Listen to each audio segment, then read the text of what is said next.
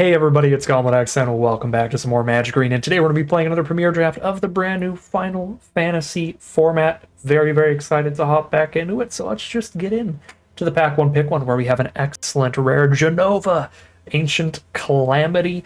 4 mana for a 1/5 at the beginning of combat on your turn. Put a number of +1/+1 counters equal to JENOVA's power on to up to one other target creature and make it a mutant. And when your mutants die during your turn, you draw cards equal to their power. This card is insane. In draft and sealed, even if it just put the +1/+1 counters on the board, it would be pretty good. But there are some really gross ways to make use of the card draw off of JENOVA. If you're just attacking in with your mutants turn over turn, it's never profitable for your opponent to block in a way that kills them. So they're not going to want to trade your creatures off or their creatures off on blocks. And with the summon creatures, the saga creatures, those will sacrifice themselves in a little bit, and that'll happen during your turn. So you'll end up drawing a ton of cards off of this with not too much work required. Like, one of the really good combos for JENOVA is the Fat Chocobo.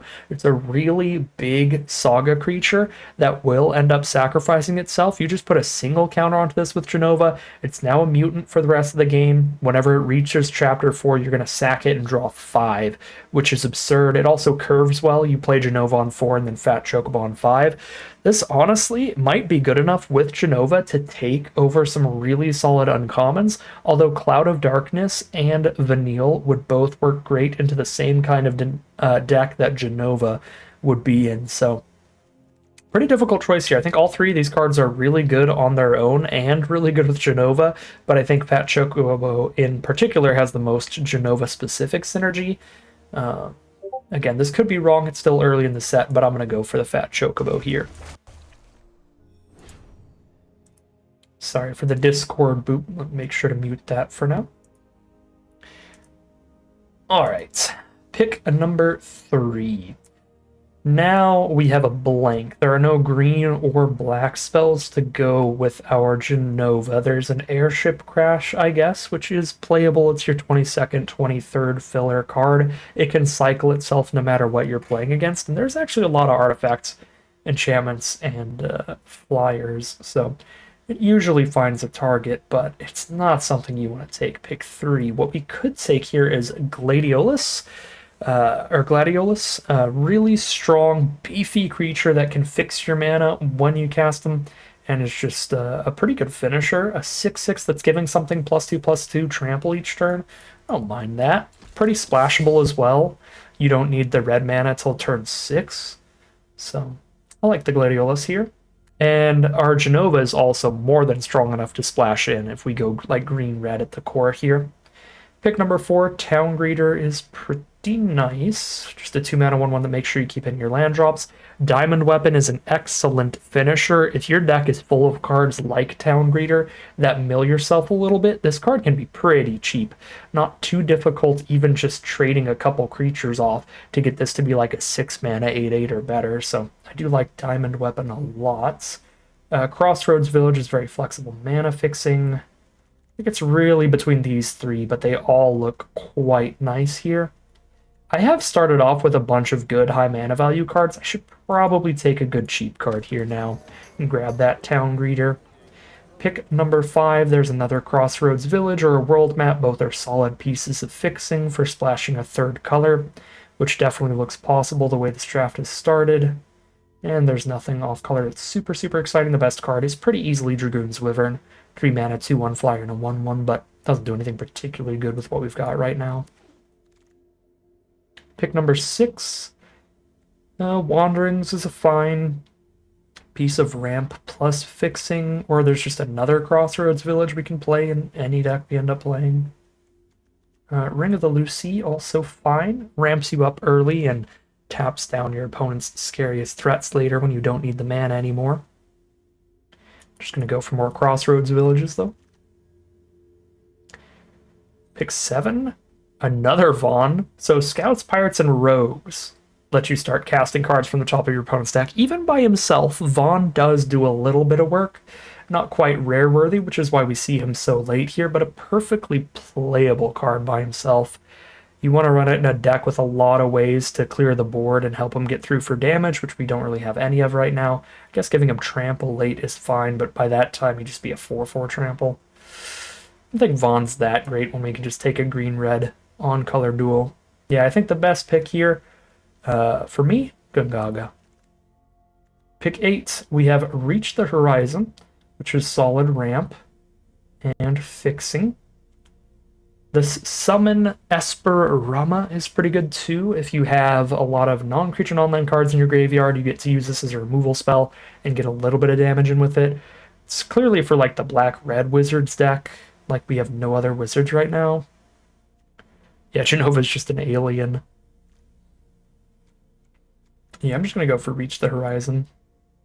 Pick number 9, we get a nice little Chocobo here with the greens. 2 mana, 2/2 Chocobo. You can flash it back, get another one later. That's pretty good in green-red. That is the landfall strategy, and we've got a pretty good start to it. Town Greeter gets another land. Reach the Horizons gets 2 lands.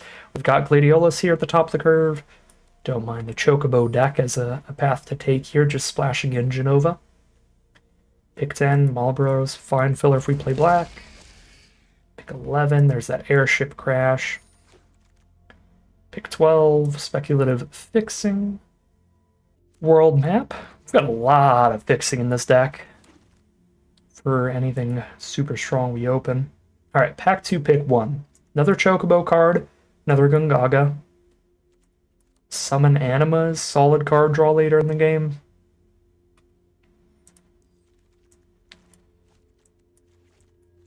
We do have some just white fixing natively available here if we want to splash in Grahatia. Draw a card whenever one or more other creatures and artifacts you control die once per turn. It's pretty good. Especially with like Sagas sacrificing themselves again. Dane's also okay. But I'm already like insanely likely to splash black. I don't think we want to splash 2 separate colors here. JENOVA's a better splash than Graha. Yeah, I might just take the Chocobo. We could also take the Diamond Weapon. But now we're starting to get some creatures that are technically sorceries. They're non-permanent cards, so we could end up filling our grave with like a bunch of sorceries and instants and stuff and not getting any cost reduction on the Diamond Weapon, which would be really, really bad, pretty awkward. Pick 2, very, very solid pack here. Sephiroth's Intervention, we're very low on removal right now. I probably have to just take this. But I do think that Zanarkand, Ancient Metropolis, is quite good. It's a land that if you draw it while you're flooded in the late game, you instead get to play as just like a 6 mana 6/6, which is super good. I guess technically 6 mana 7/7. If you've got the 6 lands on board when you cast it, which is really sweet. The T-Rexar is also a great way to stabilize, get some life gain there. Town Greeter, great way to get some lands early. These cards are all quite good, but I have like no removal, so I'm going to take the Sephiroth's Intervention. Pick 3, Choco Comet. If we go green, red, and splash the black, this is playable. This is not splashable, though, because you need 2 red to cast it. So getting 2 mana of your splash color takes a very, very long time. I do think we've got a lot of good land stuff going on, some Chocobos already. I like the idea of green, red, splash the black. Just splash in some single pip cards like JENOVA and Sephiroth's Intervention. But there is also the option of taking Gaius Van Baelsar, which is really flexible, really strong. If your opponent has one of the Saga creatures on board, you don't. You just make them sack that because you make them sack an enchantment while you don't have one on board. You can usually find a great way to use this ability, but I think Choco Comet is just as good, and I think we're in a better position to be going green-red at the core than green-black at the core. Here's another Chocobo with the greens. And that's a pretty easy pick there. Pick 5. A lot going on here. I suppose Blitzball's fine here. There's more ramp stuff that could draw some cards. I don't have a ton of legends, though. I'm on 2 right now. So very unlikely to be drawing the cards off that. I do prefer the ramp that's putting lands on the board, like the, not the greens, the Reach the Horizon. Because they're triggering landfall as well. Blitzball shot, I guess? I mean, we're not that aggressive. Yeah. It's the Blitzball or the Blitzball shot, I suppose. Neither seem great for this deck. Vaughn does seem great. The different Vaughn, the reprint Vaughn. I think this one's genuinely just better than the rare on average. 3 mana, 2/2 haste, get a treasure token every time you attack, and when you sack those treasures, you get +++. Great way to ramp into your better plays and fix your mana off the treasure tokens for your cards, like JENOVA. So I like Vaughn here. We also have no 3 mana cards, so it slots really nicely into the curve. There's another Fat Chocobo. Works great with JENOVA. It's just a very solid card in general. I'll take a Fat Chocobo here. Pick 8. Ooh, this is actually a solid Raise a Chocobo deck. So the side quest on this one is pretty difficult to accomplish. You need 4 birds on the board, which even if you are a dedicated Chocobo deck is not going to happen super often, but the card's really strong because 2 mana for a Chocobo is already a fine deal. 2 mana 2/2 with +1/+0 every time you play a land. So it's got like a pretty high floor where the worst case scenario is solid. And the best case scenario, if you get to get that 2 mana 2/2 Chocobo and then also get another 2/2 Chocobo off this card, is a really, really good deal, especially because the black Chocobo is buffing all of your Chocobos every time you get a landfall trigger, which is obviously going to be great if you flip this, because if you flip it, you have 4 birds already, so that'll be your 5th bird. Really, really strong card. There was a decent removal spell in that last pack, but 5 mana is kind of a lot, so I just wanted to take more fixing there. Pick 10 is nothing. I do not like Red Mage's Rapier. Pick 11 is nothing. I don't like Magic Pot, but we're more likely to play that than a Marlboro. Pick 12. Get a Hill Giant here. And we're in a pretty great position. We even wield the Blitz Ball, because we have enough decent filler that our deck is basically already ready. I just need a few more random playables. But if this pack goes well and we get, 6 or 7 great cards, then we get to cut our most filler cards and end up with a really strong deck here. So our pack 3 pick 1 does go pretty well. We get a 3 mana 3/3 trample haste, and we get that big 5 mana re-equip later to give something else trample later in the game. Very unlikely the haste matters that late, spending 5 mana to equip. Pretty unlikely we're like playing a creature and hasting at the same turn, but the trample can really matter in the late game, like just slapping this onto a random, even a random Chocobo. Like we play a land that turn, it's a 3/2, now it's a 5/4 trample. It's a pretty big deal, so I like the Katana a lot. Pack 3 pick 2, Thunder Magic is a huge pickup here. We are still very low on removal, and this is a flexible, efficient one. Sad we have to take it over the Fat Chocobo, because that's a great card in general and excellent with JENOVA, but I really need more interaction here. God, Fat Chocobo is also really good with the side quest. Giving us 2 birds off the 1 spell is a huge deal, but we're not going to get either of these cards back, and we're low enough on removal that Thunder Magic is more important for us, making sure we have some interaction to not just auto-die every time our opponents play a bomb early in the game. Pack 3, pick 3, super, super good pack here. Honestly, with how strong this rare is, and the fact that we have 2 pieces of white fixing naturally, I kind of want to take Dion here. This card is ridiculous. 4 mana for a 3/3 and a 2/2. The front half of this card is already really, really good, but if you flip it, it's completely insane. Get a 5/5 flyer, put a +1/+1 counter on all your other creatures, give them all flying, do it again next turn, then blow up any permanent, flip back into Dion, get another 2/2. This card is so stupid that I think it's worth the splash there. And here's another Thunder Magic. Really lucky pickup there, or Sephiroth's Intervention, but now that I'm splashing white and black, I don't think I'm going to go for another off-color removal spell, even if it can kill bigger creatures. I'm going to get the removal in our main colors there. Pick 5, Renoa's cool. I am already splashing white now for Dion, but our mana base is starting to get really, really stretched and really, really bold if I'm taking, again, like a 3rd black spell or a 2nd white spell or anything like that here. So I'm probably just taking the 2 mana 2/2 Chocobo, as good as Renoa is. Pick 6. Here's another red-white duel. That's a pretty nice pickup when there's no good non-land cards. No great non-land cards, I should say. There's fine cards like the Airship and the Blitzball and stuff. Pick 7. We still got a Fat Chocobo. Feels very, very nice to see one that late, because it is so good in our deck. Again, multiple pieces of synergy. like our side quest and our Genova, and it's a good card by itself. Pick number 8. Pretty much nothing here except another Blitz Ball, which now that we are like a 4-color deck, I suppose could make the cut more than anything else. Oh, I am splashing black, actually. Yeah, we'll play the town. Pick 9. Did not wheel this fat chocobo, but we can take another piece of white fixing, or Capital City. Seems pretty legit. Splashing 2 different colors, being able to filter for either off of it. Oh, we did wheel the fat chocobo. I just miscounted when it was going to show up. Yeah, that's good enough in here to take over another piece of fixing. So many synergies. Now that I'm on 4 copies of fat chocobo, that makes Rydia even better. Where we could, in the late game, be recasting a fat chocobo from our graveyard.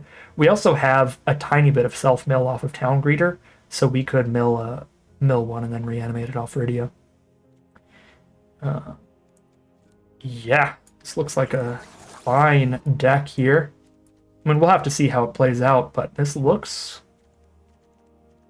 These look like powerful, reasonable reasons to splash here, and we have tons of fixing to get there in our mana base. So many non-basics in this deck. That's probably the weakest aspect of it, is that our mana in this deck is quite slow. So much of it enters tapped. But I think I can get there. Honestly, Blitzball goes up in value when I have this many like 5-mana plays to get to. Don't love the Mountain Cycler, though.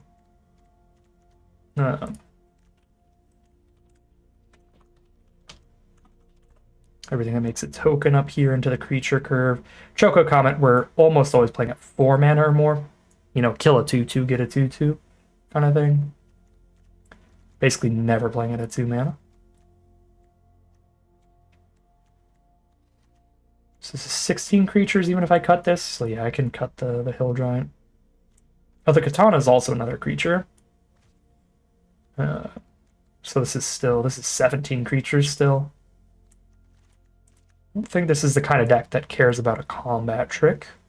This Town Greeter is like always going to gain us 2 life, which is kind of nice. I feel like this is like cut a Blitzball shot, cut one of the 7 2-mana cards. Blitzball shot and a Chocobo. Keep all the fixing. Keep 17 lands. Alright, yeah, cool stuff. Red-green land fought at the core, splashing into some really powerful rares like Dion and Genova. Yeah, for Dion to go really, really hard, we do need double white, but we have multiple ways to get there. We have multiple white lands, white non-basics, and we have a Blitzball as well, so if we just get 1 land out and a Blitzball, we can get there. We also have a couple ways to make treasure, maybe just 1. I know we can make treasure off Vaughn. There are random ways in the set that I always forget. That might be the only treasure in this deck. But yeah, we could do like a treasure token in a land. There are ways to get there. I mean, a single copy of Reach the Horizon can get 2 white sources because it can pick up exclusively towns if we want. So it's not impossible to flip Dion. And again, Dion is still really strong even if you don't flip him. 4 mana for a 3/3 and a 2/2 flyer. Kind of crazy. Genova only needs that single black source, so that's super, super reasonable. Especially with the world map in the deck as well, fixing mana. Yeah, this looks awesome. Looks very, very exciting. I do want to make some quick adjustments to the mana.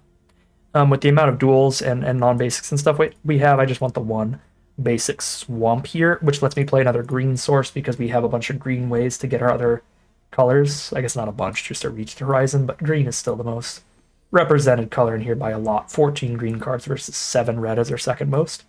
So green is super, super important. We're sitting on 4, 5, 6, 7, 8 green sources. Again, 3 of anything. So every color has at least 3 sources, which is so nice. But 4, 5, 6, 7, 8 green. Next up needs to be red, which is at 7. Pretty good. And then white and black, the splashes. We have 3 white, 2 black. Super, super solid. Considering all the ways we have to tutor for whatever color we need, that is a great mana base to get us started. We'll lock the deck in here, hop into the gameplay, see how far this can take us. All right, we are on the play for game one. We get a turn two Rydia to set up our draws for the rest of this game. Do a lot of digging for our really powerful bombs. We know our turn four play now. We play Rabanastra next turn to lock in that turn four Dion, which means we probably discard Airship Crash here. Samurai's Katana's the draw, as tempting as that is to just play out here on 3. I think it's better just be playing Dion on 4. So let's get the tap land out of the way, ditch the Airship Crash. I could ditch the Reach the Horizon, but we can use the Horizon to get another white source to flip Dion if they don't have removal. And it is a discard 2 draw too, potentially. Oh, what a draw. Let's go. If we had this in hand, that would have been such an easy choice to just play the greens and play the tap land. Just drawing it naturally is like sweet. We might actually discard Katana here. Depends on our draw. If we draw another greens, that's a great card to discard because the flashback. We draw Crossroads Village. Okay. With a way to get 2 more lands here, I think I just ditched the tap land then. I guess I don't have to discard to this, but with how balmy our deck is, it's certainly worth digging for impactful plays. They killing our Chocobo? Oh, sure. Very fine with that. Poke for 1. We're certainly not blocking with Rydia. And here's Dion. Alright, so Vaughn is a pirate. Sadly not a sky pirate by himself. He's not in the sky. No flying. Just trying to see if maybe he counts as a knight, so he'd be flying during our turn. No. Wow, Dion has flying too? Oh my god. I just read the other knights part. I didn't realize it's Dion and other knights. And there you go. They do have the removal for Dion, but part of what makes Dion so strong, even if they have removal, we're up a 2-2 there. So, great value. I think I have to play Vaughn, trade into Torgal. I guess I could just play Katana, but if I play Vaughn, I can play Vaughn and the Town Greeter. Although a mill 4,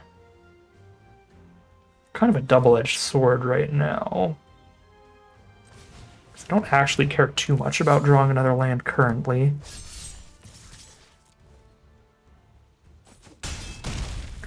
And Dion's already gone.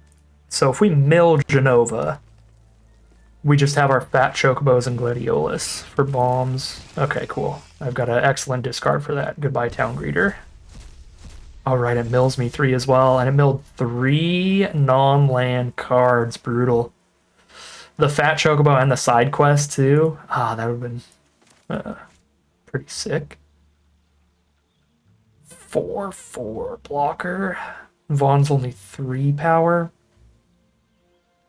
Katana doesn't get in either.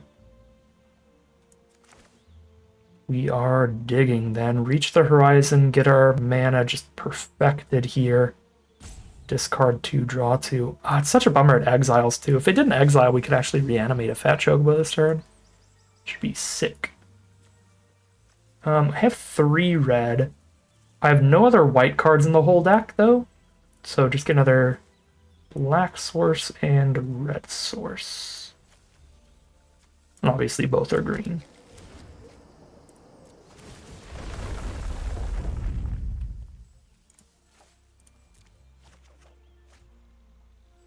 This has flashback. Still don't think Vaughn's super great now, but because this has flashback, it's probably still the discard. Do I ditch Vaughn? Kind of think I do ditch Vaughn. But just a blind draw off the top. We still have 3 Chocobos, Gladiolus, and JENOVA to dig to, and there's a Chocobo.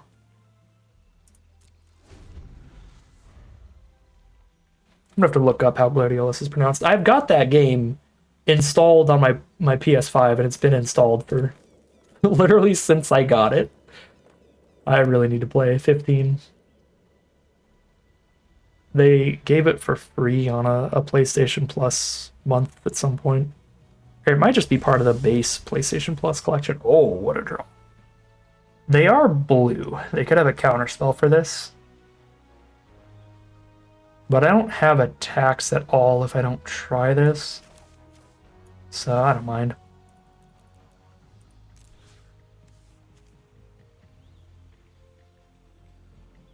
Am I doing anything with my 5th mana? I'm not doing anything with my 5th mana, so just in case they have a way to give it +1/+1, I guess I spend all of this.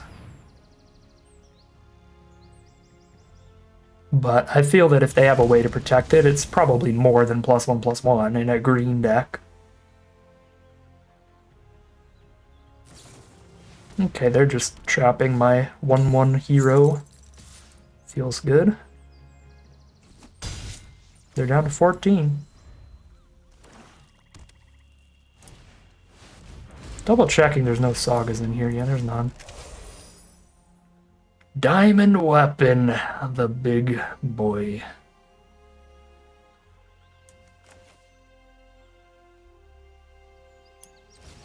So we have to go wide.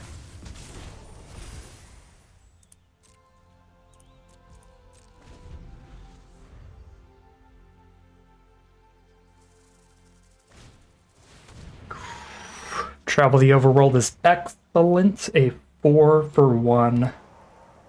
The only problem with Travel the Overworld is that it is a lot of mana. So it's a bit of a risky cast early in the game if you're under a lot of pressure, but it's great in positions like this where they didn't really need to impact the board that turn. Actually discard Rabanastra here for an untapped land instead, since the white mana is just completely useless at this point. Their land. JENOVA, where are you? Yeah, we're not getting through the 8/8. I can attack with all, lose the Fat Chocobo, hit for 3, 4, 6, 7, 8.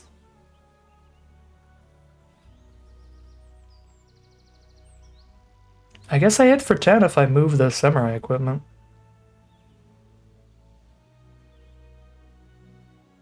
I don't have the mana to move the Samurai equipment and resummon the Fat Chocobo, though.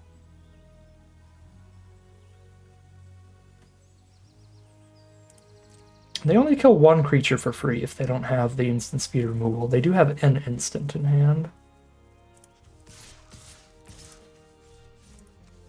This doesn't seem like a horrible spot to push damage. Yeah, I don't think we're going to have viable attacks next turn. I mean, they just cast to Travel the Overworld, so it's likely they drew into more blockers.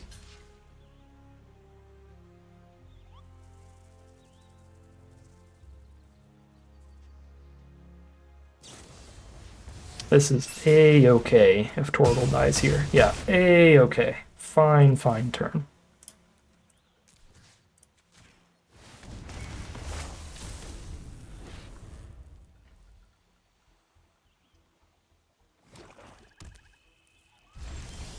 They didn't draw more blockers? Hey, JENOVA. This Fat Chocobo doesn't die anymore. It exiles. Maybe they drew a counterspell, I guess? I don't really have any bait, unless I think they'll counter a 2/2, but I do not think they'll counter a 2/2. Rough. Yeah, it's counter unless I pay like 20. Oh, nope, counter unless I pay 7 if they surveil the 2 cards into the grave.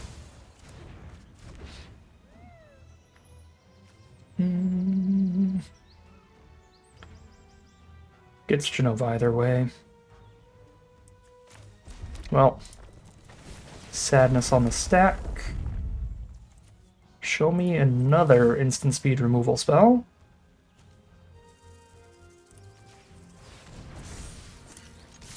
We'll go to 2 here.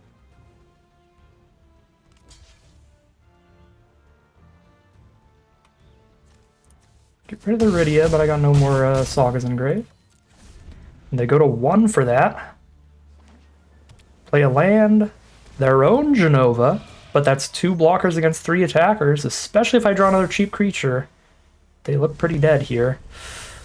I did not draw a cheap creature, so they are dead on board, but if they do have interaction here, they're not dead. Hope their last card is not instant speed removal. Here we go.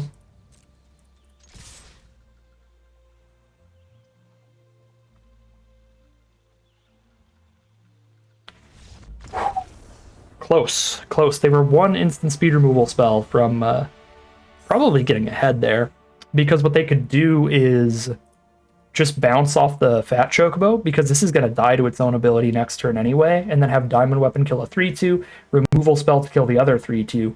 I end up playing one Chocobo here, and then they have just wiped our board. Right, because they killed both of our birds by going block and removal spell. Our Fat Chocobo dies during our next turn. So they have a Diamond Weapon and a JENOVA versus a single Chocobo from that point on. Yeah, really quite close there despite the life totals, but we do pull out the victory in the end. That is 1-0 heading into game 2. Game 2. We've got a late game JENOVA off the Reach the Horizon and multiple cheap Chocobos, so we will keep this here. Let's play Rabanastra first now instead of Gungaga. Ilmeg Pixie. That is a fantastic 2-drop on the play. But now I have Blitzball for a turn 4 JENOVA. But this card is awesome. 2-1 flyer, surveil every time it attacks. Really, really nice on the play. Really nice in general, but particularly when you have that tempo of getting it swinging in nice and early.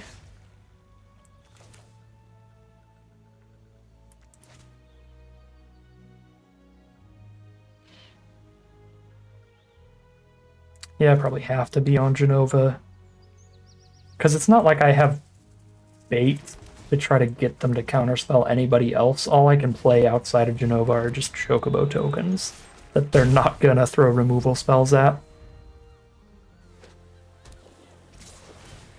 Although if they do keep all of their mana untapped, I will just play Chocobo tokens or Reach the Horizon this turn.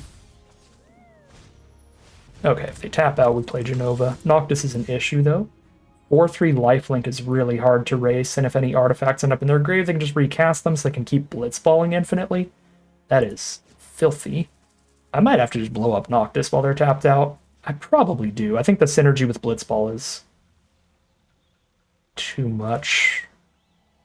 Yeah, Thunder Magic, great draw.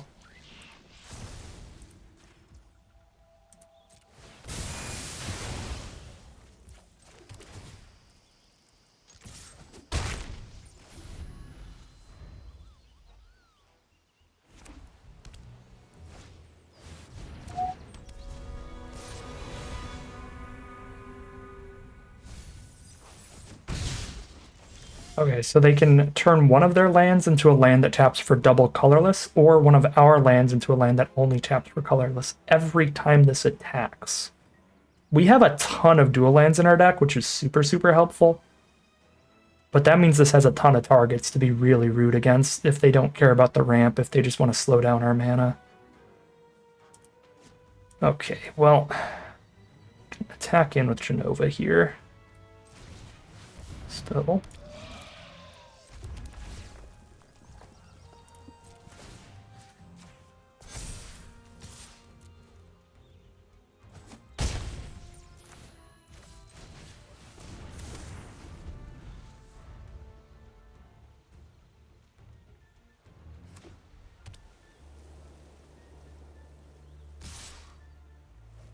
It's all flying damage over there too, 6 power here. And they go for the mana ramp. That can't possibly be good. They only have 2 cards in hand and they need the extra mana. 1, 2, 3, 4, 5, 6, 7, 8. They have 8 mana worth of cards over there. Oh, or they keep the extra mana to Blitzball. Or to cast whatever they draw off a Blitzball. Draw into the removal for JENOVA, it looks like. Yep. They did have to sack their 2-1 for it at least.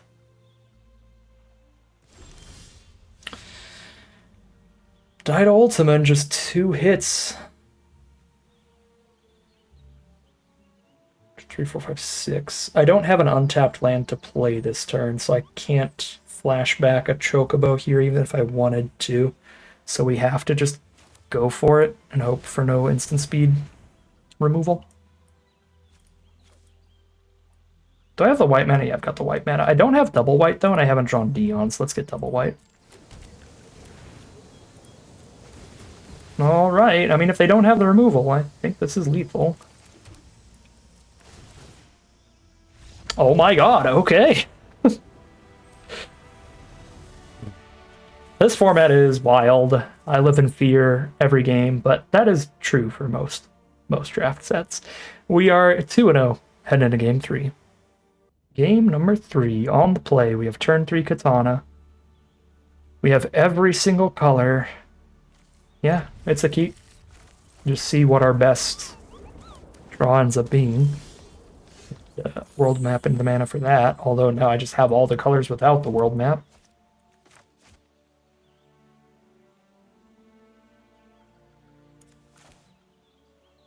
We could world map for the cycling land then. Later in the game. Or the Reach the Horizon 2. I'll say our fixing is pretty good. Pretty solid.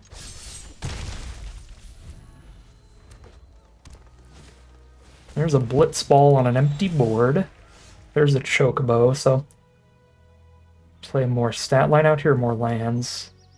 With our current hand, we don't care about the lands at all, so I'm just going to get the Chocobo. This is only going to matter if I draw something great to cast, then I'll be a little sad. I'm pretty sure this is on green, is it not? Yeah.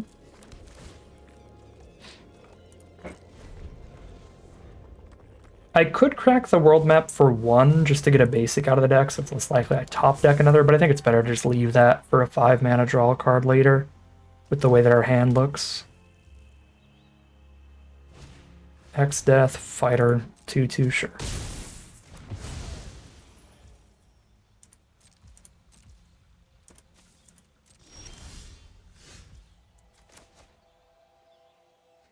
So reach the horizon to ramp into another Chocobo.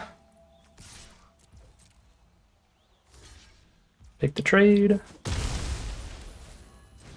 So they're clearly playing, hoping to have better top end than us, which will work out for them if they have good top end in their hand already. But if they're hoping to draw into something big, that is what our deck is good at as well. It's just drawing into something big. And there's the 7th land to make the Chocobo next turn. Okay, Vaughn does not have haste at least, but that will be really good if I don't hit a good creature. Didn't hit a good creature, but I do, I guess, have the Chocobo. I drew into the cycling land, which makes the world map just pointless now. Yeah, play the Chocobo. They have to spend a removal spell now.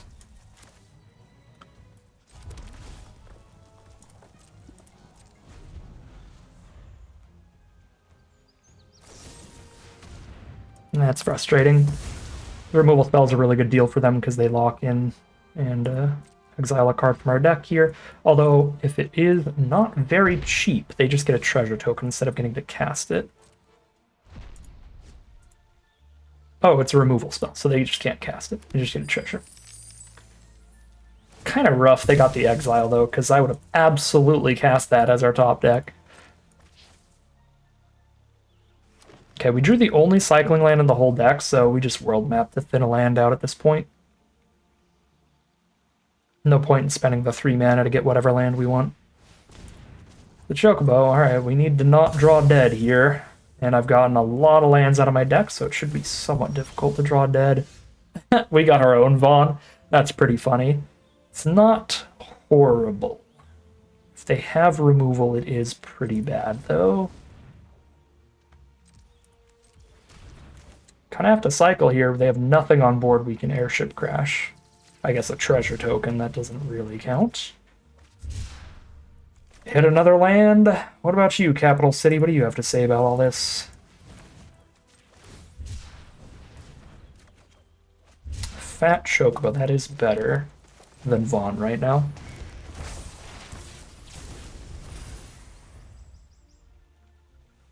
Which is that our opponent needs 2 removal spells or a removal spell and a combat trick to get Vaughn in again.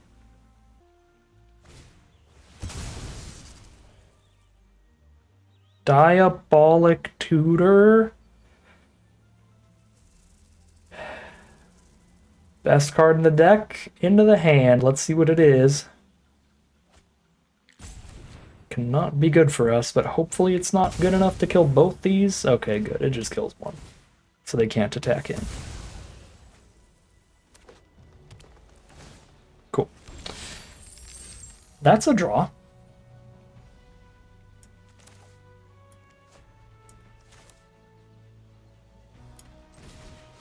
Yeah, that's a draw.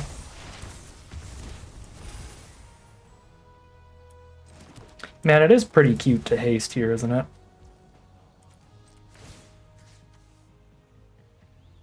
Feels worth it.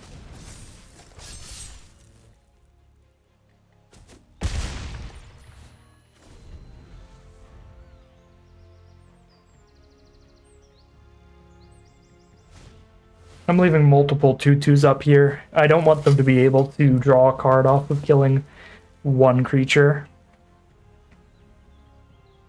because that just opens up the doors for like a single removal spell cast to be a great play if I only hold one blocker up against Vaughn. The only thing I care about blocking is Vaughn, though, so I don't really need to hold up like 3 blockers or anything.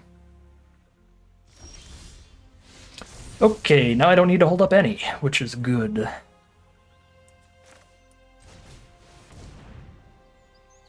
Unless I'm concerned they have a hexproof trick, but I do not recall a hexproof trick out of green in this set. There's one in white. They might go for a combat trick here, in which case we can just absolutely blow them out.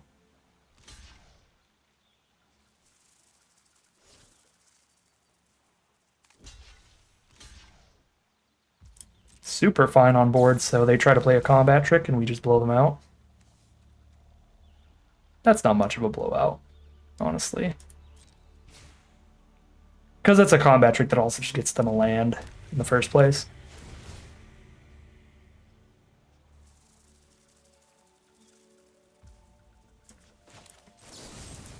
But we do make sure their creature still dies and ours lives.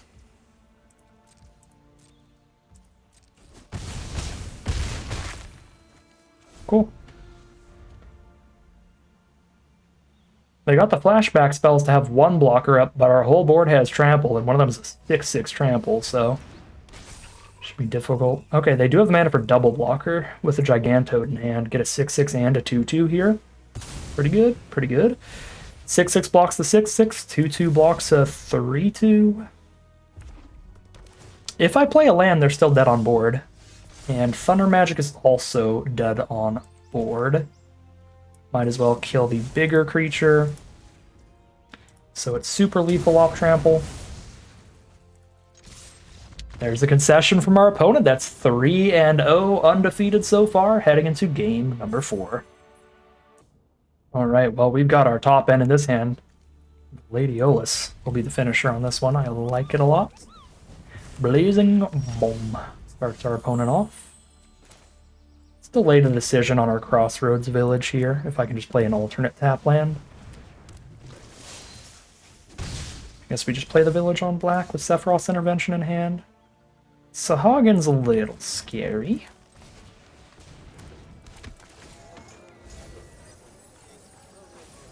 Dion, no! Well, with Dion gone, we don't need white, so Gungaga it is. Uh-oh. Getting curved out here on the draw. Take 4.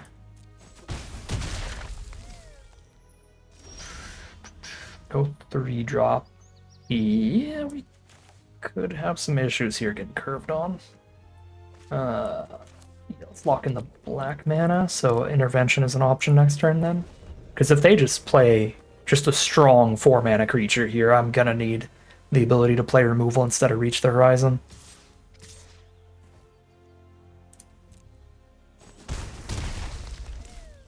Alright, luckily the threats stopped there for a second. This open mana from a blue deck makes me really not want to play Reach the Horizon. I can curve Katana into Fat Chocobo instead. I could also play the untapped land and try to play Sephiroth's Intervention, but then I don't have a guaranteed untap land next turn for the Fat Chocobo. I'd rather just go Katana, pull out the counterspell on a weaker card, and then drop Fat Chocobo by having an untapped land guaranteed. And that is the absolute best way we could have played it. Reach the Horizon would be horrific here. They did indeed have the counterspell. Correct play was correct, but we're still down to 9. There's the Ifrit. Now they're tapped out for the Fat Chocobo, so we're locked into having 3 blockers this turn, which is beautiful.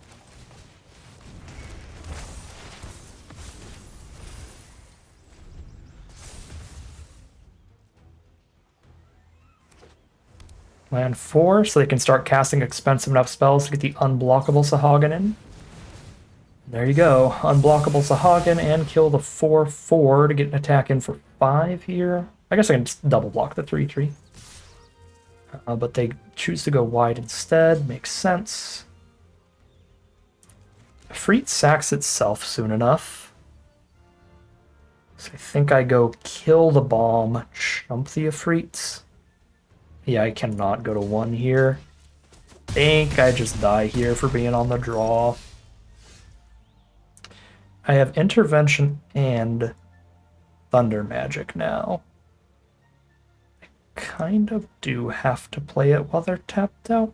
I can't play it while they're tapped out. I'm going to have to at least Thunder Magic while they're tapped out, but if I Sephiroth's Intervention while they're tapped out, they get to move the Katana.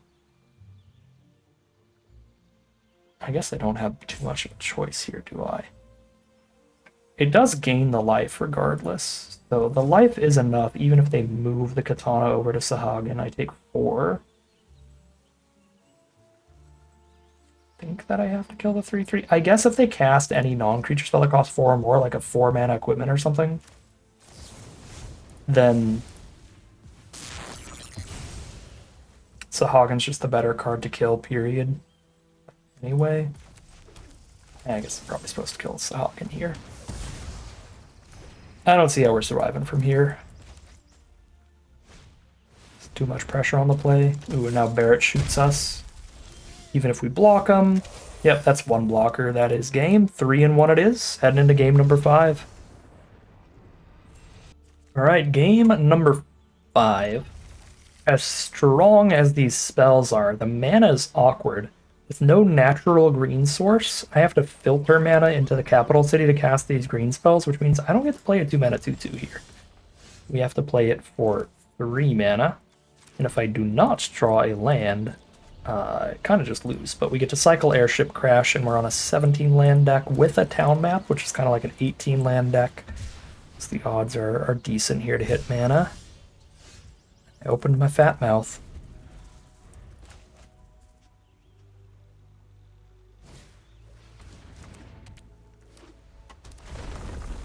Again, 16 lands left in these 30 cards. There's one of them. Still not a green source, though. We do have, like, twice as many green as most anything else. No, red's pretty high, but we have, like, 8 green lands and the 2 that we can play tapped as a green land as well. So, like, 10. The capital city is, like, the 11th green source. Well, this is just a classic game of Magic here. Draw going as poorly as possible versus draw going as well as possible. It happens. Kind of just preordained game here.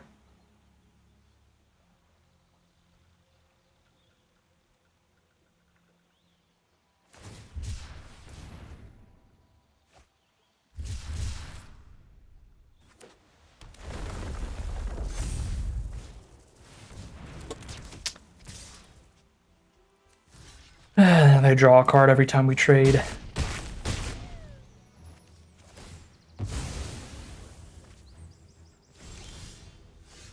The Dream Hand versus the Nightmare Hand. 3-2 heading into game 6. Very similar hand again. We are on the draw, so if they curve out aggressively, it's going to be bad for us, but I at least get the Thunder Magic their first threat this time, and Blitzball guarantees the green mana on any land draw on the whole deck. Again, we are on 17 lands and town map that I can immediately turn into a land. So we have 16 land draws available, and there's a green one immediately. Great, great start here. I don't think we're supposed to Thunder Magic Zach. We can just take couple points of damage off his 1 power for now. What's really nice with this hand, oh god, they are curving out on the play. It is how this deck can absolutely lose.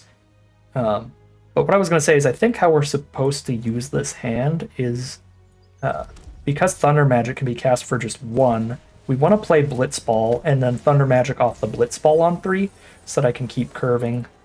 If I don't hit another untapped land, I can't do that, though, off the Town Greeter here. Well, Town Greeter kills one of their creatures if they don't play an artifact. Or just keeps Adelbert off of us, which is also good. Because, like, if they attack both, here I block Adelbert, they sack Zach, make Adelbert 3 power. We did hit the mana, okay. Made it as stressful as possible, but the hand has played out basically perfectly.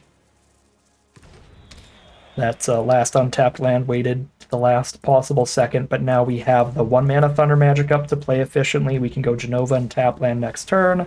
This is absolutely beautiful. Now they can attack in with Adelbert, and I can just kill it with Thunder Magic, because they're tapped out of Zach's mana. Just take 1, go to 19.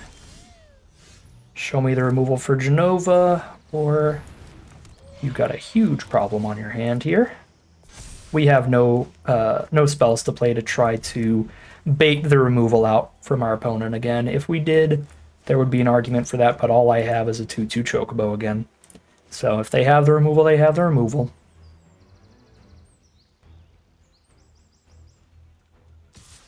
Send in the 3/2. Sounds like a really bad plan to block with JENOVA here. If I block with Town Greeter, they can also just sacrifice Zach, so I end up trading my 2/2 just into Zach.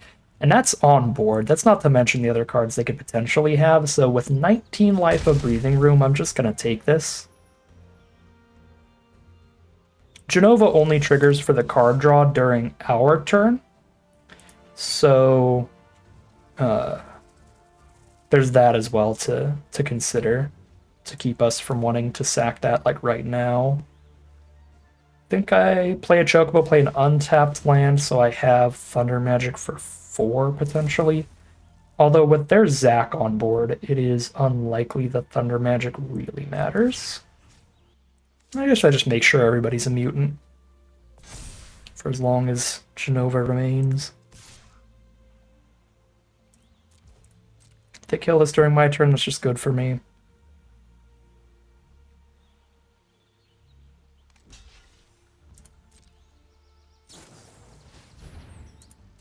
Okay. Pick up the Zach.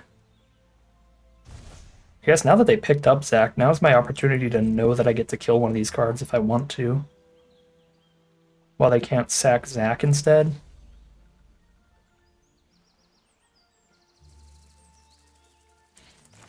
I don't think I care enough about these cards, though, to blow my 1 removal spell in hand. The only thing I really like about that is that I just know they can't Zach. They can't Zach one of them. Alright, hello, Choco Comet. That's pretty awesome, even if they sack Zach. 1, 2, 3, 4, 5, 6. I guess I can play a Chocobo, worst case scenario. Let's go land for the landfall trigger. Counter on the Town Greeter. We're straight up happy if they trade in this Chocobo, so just send it.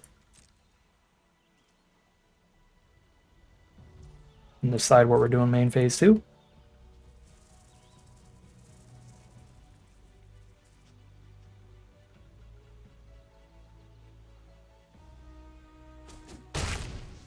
Just take the damage. Okay, well, their board's not scary enough yet to matter too much. Just play the Chocobo. I don't have anything in my hand that helps protect JENOVA. If they were a green deck, there'd be a pretty good argument for just holding up Thunder Magic at all times, because the green removal spells require them to have a creature on board. And if we kill their creature in response to the green removal, we can stop them from, like, killing our thing. Alright, let's see what combat trick this is. It's still too early in the set for me to play around much here. I don't know yet.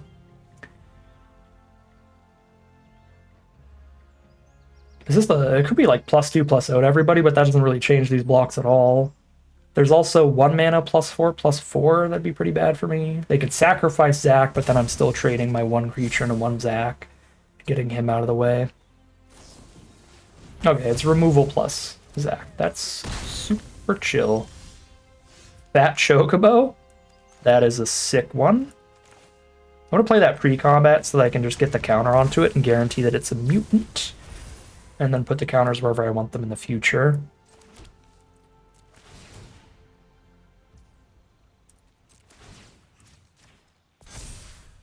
I kind of don't want to attack with Chocobo, or JENOVA here, even with a Blitzball on board, and the reason is that there's a common removal spell in white that is 5 mana to destroy a non-land permanent, but if it targets a tapped creature, it only costs 3 mana, and our opponent's stuck on mana here. So if I attack with JENOVA, I leave them tapped, and our opponent could... our opponent could end up blowing them up. If they have that destroy a tapped creature removal spell. Alright, cool. Get a haster here. I'm at 12 life, and their board is at kind of getting scary enough to just Choco Comet here instead, though. I could Choco Comet for 3 and then still also attack with Vaughn. And from the treasure token still have Thunder Magic up. Yeah, this is just going to be an insane turn. Let's just do the thing. Full aggro. In fact, it may even be worth attacking all. Let's see, 5, 6, 7, 8, 9, 10, 11, 12. Yeah, it's lethal. Oh, I don't have the ward mana. Okay, never mind. This still might be lethal. 5, 6, 7, 8, 9, 10, 11. No, they go to 1 life, but they have to block specifically Vaughn. So they go to 1 and I draw 3 off JENOVA's trigger. If they block anywhere else, they're dead. Alright, I believe they're dead. 5, 6, 7, 8, 9, 10, 11. Yeah, they are. White mana and boop. 12 damage. Oh, 13 because of trample too. Good stuff, good stuff. We got a couple quick losses in a row, but we have broken that loss streak and we are back to getting some wins. We are 4-2, locked in for a positive record this draft. All right. Oh, I've got the red source right there, so just play this on green. Yeah, I have Capital City for my splashes. So let's get the green mana immediately. Magitech Infantry. I don't mind blowing that up before they get any copies. So, yeah.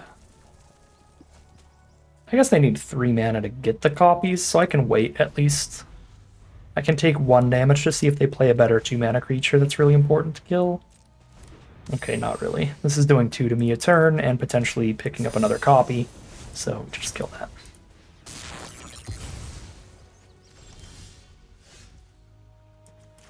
Okay. All lands over here. We got 6 lands in the hand already. So just looking for any spells as our draws, ideally. We might actually cycle the Capital City. The only color that we need still is white, and there's only 1 white card in the whole deck. Oh, this is aggressive Boros stuff over there. Double spelling a couple creatures on turn 3. There's the white source, so yeah, we can absolutely cycle the Capital City. What are our 2 mana plays in this deck? A bunch of greens to make a Chocobo. There's 4 different green spells to make a Chocobo. There's a 2 mana Town Greeter off green. So, have these to cycle. Hold the green up, guaranteed. We draw JENOVA. I mean, powerful card, but not cheap, for sure. So we just play a tap land. And I think I'm on the defensive here. I don't even block super well, but this only gives 1 card menace, so if I hold this back and these two are not attacking and I just take 2. Yeah, I mean, we've got powerful late game plays. Let's just protect ourselves for now.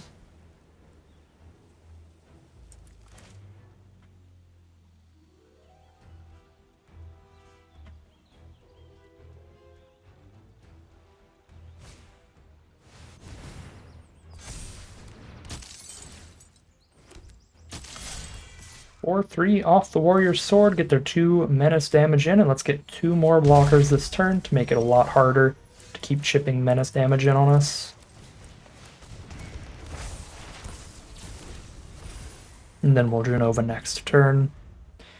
We now have a wide board that could convince them to cast some piece of removal to keep that removal away from JENOVA. Although if they do have a piece of removal, it's pretty bad for us, because I think even if they kill like Fat Chocobo instead of JENOVA, which they do, they have a lot of pressure on this board. So much damage here. Yeah, and then the bomb gets to clear out the 2/2 there. It's not good. We have no viable blocks there. I could chump the 4, but that's way worse than keeping that for later. Okay, Vaughn's a reasonable draw, because now we get to get 2 creatures on the board this turn.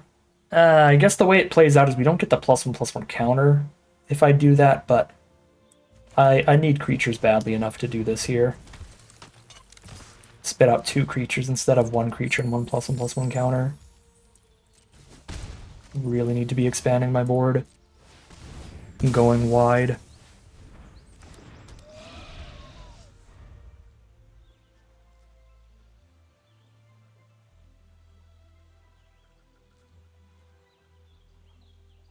This is not looking good. The aggro matchups are certainly a bit difficult for us here. I guess these are the matchups we really need Fat Chocobo. Oh god. The Shopkeep's Cypher combo.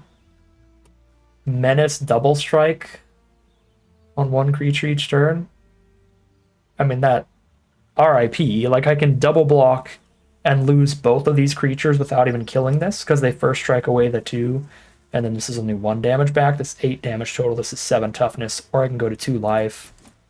Yeah, that's... what a wombo combo there. If I don't top deck removal, the game's over. Rydia is not removal. But she does give me 1 last opportunity to draw Sephiroth's Intervention. Or my second copy of Thunder Magic. Those are our 2 outs here. Ah, she doesn't give me an opportunity. I need 2 cards in hand to do that. I need to play her and then landfall trigger with another card in hand. I don't actually get to draw a card off her. Dang it. Yeah, I mean, I guess I'm not dead on board because I can double block chump here, but I'm basically dead.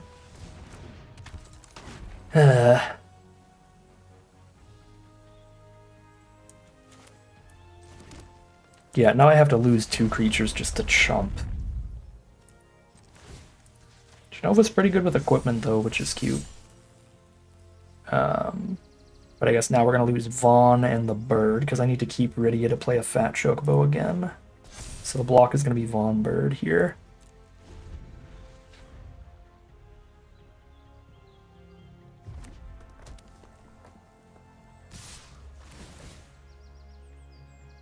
Oh, right, yeah, if they just swing all, that's dead. They don't get the double strike trigger if they swing all, but just the menace trigger is enough, because all their creatures are at least 2 power, and I can only block 3 of them because I need 5 creatures out to block all.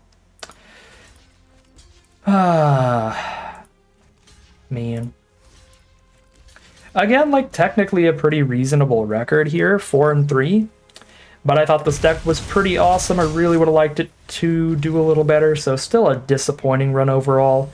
Just kind of getting aggro-dudered out a couple of these losses, the blue-red and the red-white deck. Some of the worst matchups for us, since this deck is a slower one with a whole bunch of tap lands. We have some reasonable cards to try to counteract those kinds of pretty good aggressive decks, like, you know, a full play set of Fat Chocobo, a Dion getting multiple creatures on board, So just hitting like a single fat chocobo there, kind of a bummer.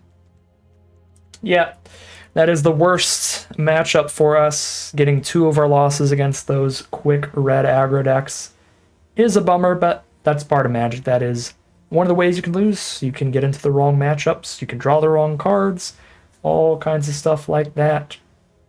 I think that was the big downfall to our deck today, pulling it down to just a 4-3 record, was really the matchmaking here, the matchups we ended up in. Yeah.